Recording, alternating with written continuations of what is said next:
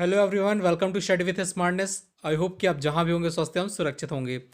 दोस्तों, आज हम बात करने वाले हैं इस वीडियो में जो आपके भारत में जो प्रमुख गवर्नर गवर्नर जनरल और दोस्तों जो आपके वायसराय हुए हैं उनके टाइम पीरियड पर जो इंपॉर्टेंट घटनाएं घटी हैं उनसे संबंधित आपके टॉप 50 क्वेश्चंस को आज हम इस वीडियो में देखने वाले हैं। ठीक है, तो दोस्तों पूरा वीडियो लास्ट तक देखिएगा। अगर आपको वीडियो अच्छा लगता है तो प्लीज़ एक बार वीडियो को लाइक और शेयर करना बिल्कुल ना भूलिएगा।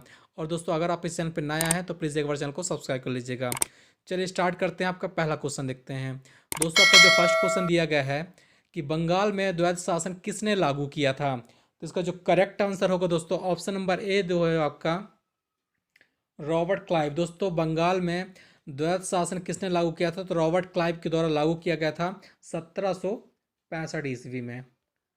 ठीक है, याद रखिएगा। नेक्स्ट क्वेश्चन देखते हैं। दोस्तों, नेक्स्ट आपका है कि बंगाल के किस गवर्नर ने आत्महत्या की थी, तो दोस्तों इसका जो करेक्ट आंसर है ऑप्शन नंबर ए होगा यहाँ पर भी, जो कि है रॉबर्ट क्लाइव। रॉबर्ट क्लाइव ने दोस्तों आत्महत्या कर ली थी, आप लोग याद रखिएगा। नेक्स्ट क्वेश्चन देखते हैं।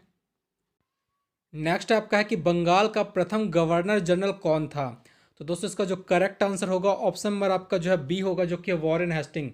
दोस्तों याद रखिएगा, जो बंगाल का प्रथम गवर्नर बना था वो रॉबर्ट क्लाइव बना था। ठीक है, लेकिन अगर आपसे पूछता है बंगाल का जो प्रथम गवर्नर जनरल कौन बना है, तब आपका आंसर होगा वॉरेन हेस्टिंग होगा। ठीक है, चलिए नेक्स्ट क्वेश्चन देखते हैं। नेक्स्ट आपका है कि एशियाटिक सोसाइटी की स्थापना किसके शासनकाल में हुई थी, तो यहाँ पर आपका जो करेक्ट आंसर है ऑप्शन नंबर बी है, जो कि है वॉरेन हेस्टिंग। दोस्तों, वॉरेन हेस्टिंग के टाइम पीरियड पर आपका जो है एशियाटिक सोसाइटी की स्थापना की गई थी। ठीक है, तो याद रखिएगा। नेक्स्ट क्वेश्चन देखते हैं। नेक्स्ट आपका है कि बंगाल में द्वैध शासन की समाप्ति किसने की थी, तो दोस्तों यहाँ पे जो करेक्ट आंसर है ऑप्शन नंबर ए है, ऑप्शन नंबर बी है दोस्तों, जो कि आपका है वॉरेन हेस्टिंग। बंगाल में द्वैध शासन की जो समाप्ति की थी वो आपका वॉरेन हेस्टिंग के द्वारा की गई थी 1772 में। और दोस्तों इसको स्टार्ट कब किया था, हमने अभी देखा कि बंगाल में द्वैध शासन जो आपका स्टार्ट किया गया था आपका रॉबर्ट क्लाइव ने स्टार्ट किया था 1765 में, जिसको बंद किया था वॉरेन हेस्टिंग ने 1772 में। ठीक है, नेक्स्ट क्वेश्चन देखते हैं।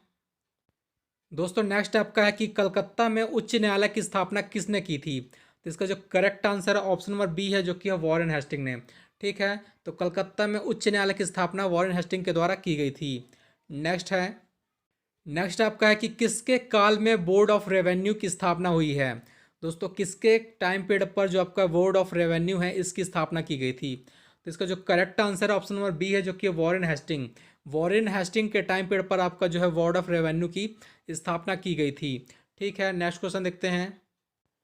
दोस्तों, नेक्स्ट आपका है कि बंगाल में स्थायी बंदोबस्त प्रणाली की शुरुआत किसने की थी, बंगाल में स्थायी बंदोबस्त प्रणाली की शुरुआत किसके द्वारा की गई थी, तो इसका जो करेक्ट आंसर है ऑप्शन नंबर सी है, जो कि लॉर्ड कॉर्नवालिस। ठीक है, याद रखिएगा। नेक्स्ट क्वेश्चन देखते हैं। नेक्स्ट आपका है कि भारत में सिविल सेवा का जन्मदाता किसे कहा जाता है, दोस्तों भारत में सिविल सेवा का जन्मदाता किसे कहा जाता है, तो इसका जो करेक्ट आंसर इसका भी जो आपका है लॉर्ड कॉर्नवालिस ने। ठीक है, लॉर्ड कॉर्नवालिस जो अपने हैं उनको ही सिविल सेवा का जन्मदाता कहा जाता है, याद रखिएगा। नेक्स्ट क्वेश्चन देखते हैं। नेक्स्ट आपका है कि भारत के किस एकमात्र गवर्नर जनरल की कब्र भारत में ही स्थित है, तो इसका जो करेक्ट आंसर होगा दोस्तों ऑप्शन में आपका सी है, जो कि लॉर्ड कॉर्नवालिस। लॉर्ड कॉर्नवालिस की जो कब्र है वो आपका भारत में ही स्थित है। ठीक है, नेक्स्ट क्वेश्चन देखते हैं। नेक्स्ट क्वेश्चन आपका है दोस्तों कि लॉर्ड कॉर्नवालिस की कब्र कहाँ स्थित है, भारत में स्थित है लेकिन कहाँ पर स्थित है, तो इसका जो करेक्ट आंसर होगा ऑप्शन नंबर आपका जो है सी है, गाजीपुर। गाजीपुर आपका उत्तर प्रदेश में आता है, तो दोस्तों गाजीपुर में आपका स्थित है लॉर्ड कॉर्नवालिस की कब्र। ठीक है, नेक्स्ट क्वेश्चन देखते हैं।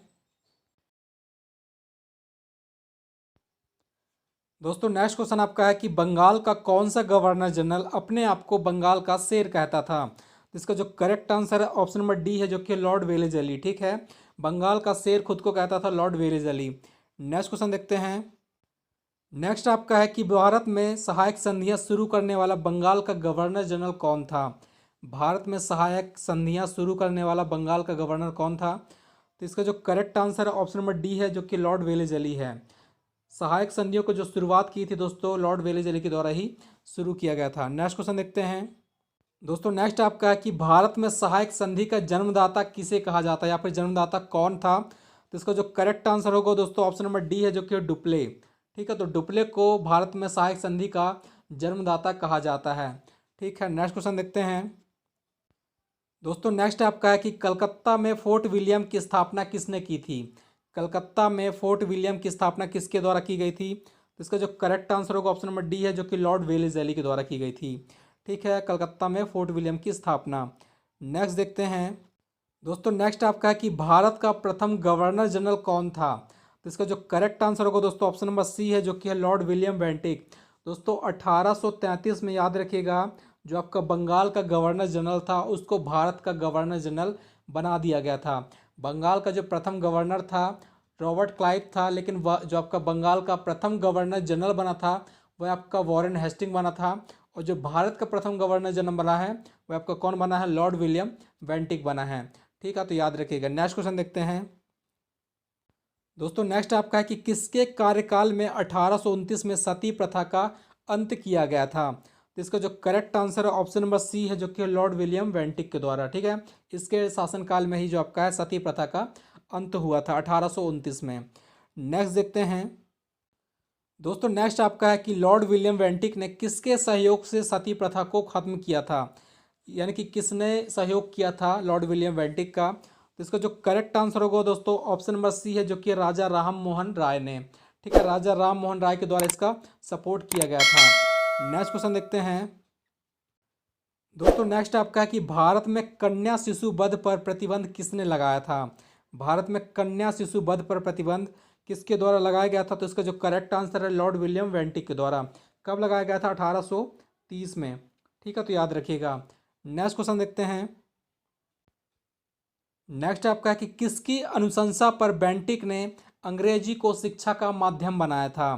तो इसका जो करेक्ट आंसर है ऑप्शन नंबर ए है, जो कि है मैकाले। दोस्तों मैकाले की अनुशंसा पर ही दोस्तों बेंटिक ने अंग्रेजी को शिक्षा का माध्यम बनाया था।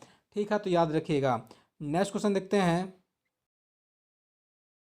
कि भारतीय प्रेस का मुक्तिदाता किसे कहा जाता है।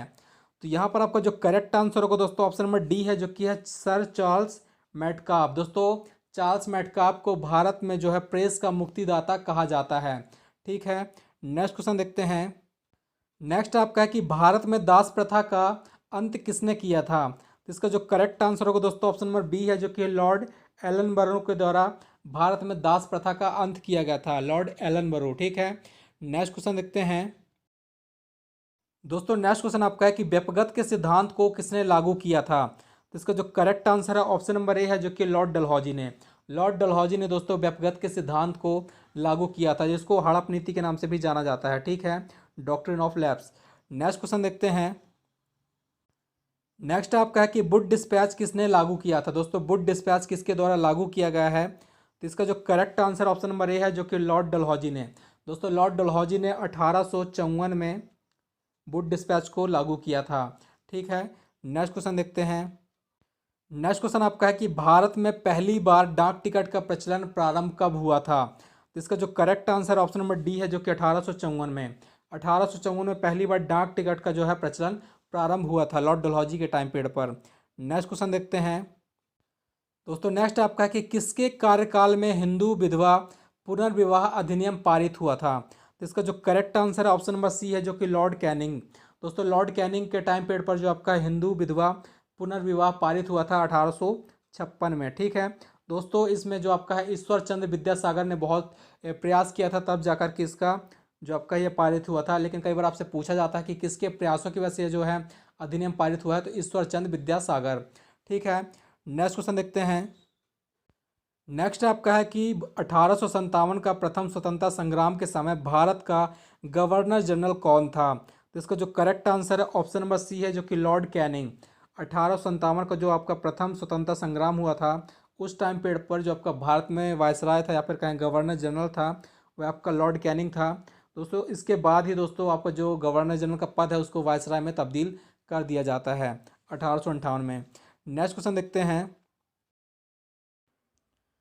दोस्तों नेक्स्ट क्वेश्चन आपका है कि राज्य हड़प नीति किसने समाप्त किया था। तो इसका जो करेक्ट आंसर है ऑप्शन नंबर सी है, जो कि लॉर्ड कैनिंग। राज्य हड़प नीति को लॉर्ड कैनिंग के द्वारा समाप्त किया गया था। ठीक है, नेक्स्ट क्वेश्चन देखते हैं। दोस्तों नेक्स्ट आपका है कि ब्रिटिश सम्राट के अधीन भारत का प्रथम वायसराय कौन था। तो इसका जो करेक्ट आंसर है ऑप्शन नंबर सी है, जो कि लॉर्ड कैनिंग। ठीक है, लॉर्ड कैनिंग आपका जो है प्रथम वायसराय रहा है। दोस्तों, बंगाल का जो प्रथम गवर्नर था रॉबर्ट क्लाइव था। बंगाल का जो प्रथम गवर्नर जनरल बना था वॉरेन हेस्टिंग बना था। उसके बाद जो आपका भारत का प्रथम गवर्नर जनरल बना था वह आपका लॉर्ड विलियम वेंटिक बना था। और उसके बाद जो भारत का प्रथम वायसराय बना है वह आपका लॉर्ड कैनिंग बना था। ठीक है, तो याद रखिएगा। नेक्स्ट क्वेश्चन देखते हैं। नेक्स्ट क्वेश्चन आपका है कि किसके कार्यकाल में कलकत्ता, बम्बई और मद्रास में उच्च न्यायालयों की स्थापना की गई थी? तो इसका जो करेक्ट आंसर है ऑप्शन नंबर सी है, जो कि है सर जॉन लॉरेंस। दोस्तों, सर जॉन लॉरेंस के टाइम पीरियड पर कलकत्ता, बम्बई व मद्रास में उच्च न्यायालय की स्थापना की गई थी। याद रखिएगा। नेक्स्ट देखते हैं।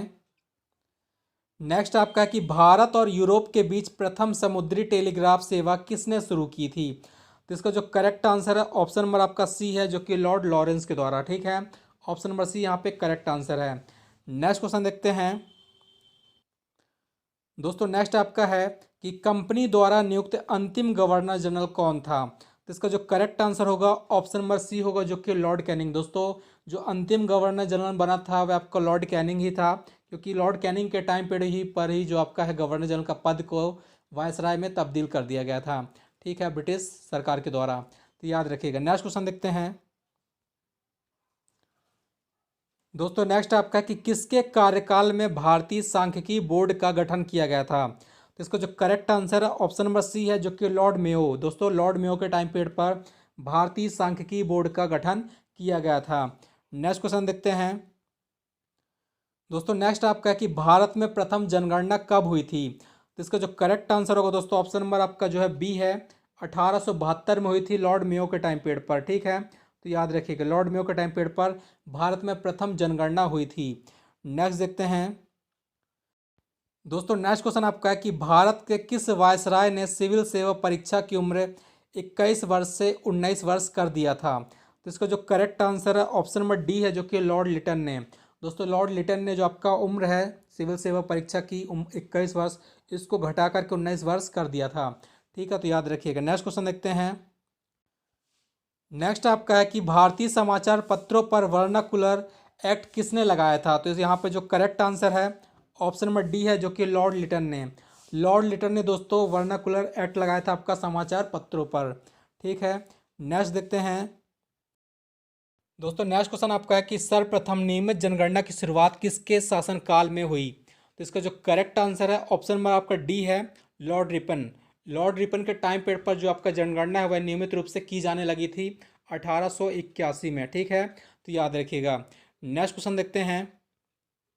दोस्तों, नेक्स्ट क्वेश्चन आपका है कि भारत में प्रथम फैक्ट्री अधिनियम कब पारित हुआ था?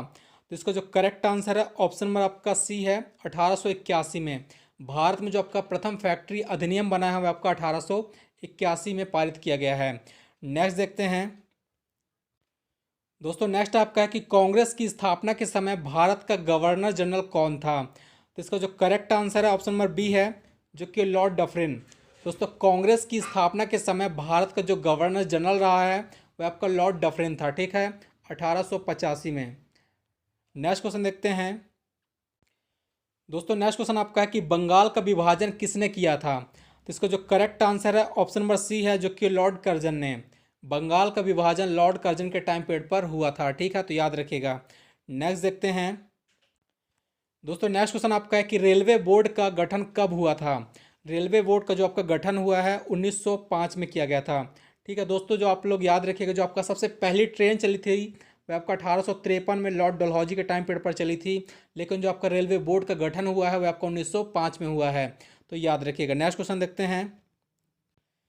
दोस्तों, नेक्स्ट क्वेश्चन आपका है कि बंगाल का विभाजन किसके शासनकाल में रद्द हुआ था? तो इसका जो करेक्ट आंसर है ऑप्शन नंबर सी है, जो कि है लॉर्ड हार्डिंग।